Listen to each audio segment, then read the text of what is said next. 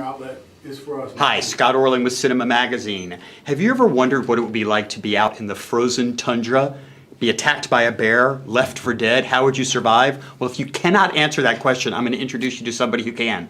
Leonardo Di Caprio, the new movie, The Revenant. Talk a little bit about this. Seemed to be such an incredible physical, extreme scenario for you.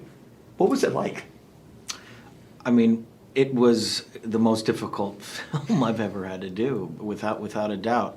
I think for many of us, Alejandro himself too, but that's what we signed up for. We wanted to create this very linear, streamlined story, but immerse ourselves in nature and try to make that a part of the story. And we did. I mean, everything that you see in this movie, it was a tremendous amount of thought and effort, and it was us trying to explore the sort of poetry of nature, and through this man's eyes who really has lost absolutely everything and has to find a will to live. What was the one day on set where you were like, oh my God, I have to do this?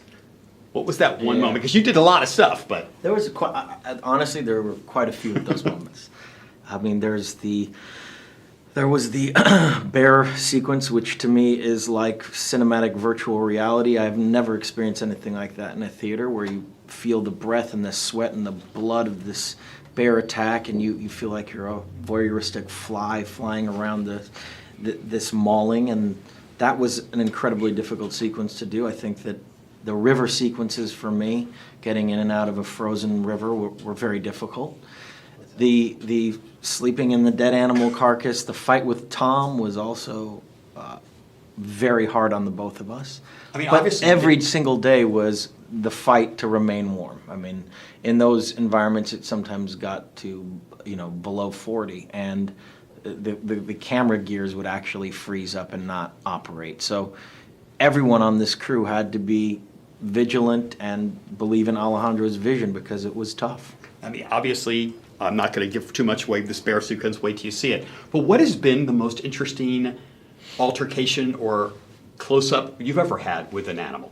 Something that's not like a puppy or a little more ferocious. I had a great white jump into my cage when I went to South Africa, watching great whites from underwater, and the great white flipped into my cage. I said, I think that was pretty close. And it snapped at me, which wasn't fun.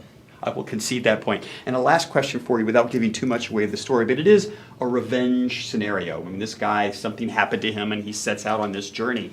And it's interesting because with the spirituality and with the religion, for a lot of us, it's, forgive and forget, move on. But yet something does drive us when we get those scenarios. So what is your own relationship to revenge and then redemption?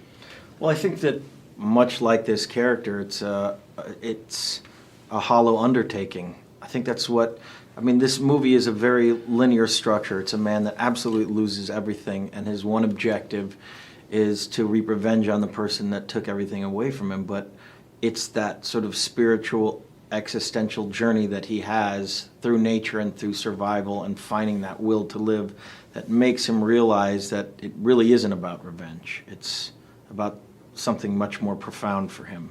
And nature almost becomes a spiritual entity or a religion in this movie. And to him, he finds peace. And, I would have to agree with that. Well, thank you for giving us a piece of great cinema. Leonardo DiCaprio, really appreciate it. Thank you. And this is Scott Orlin. Until next time.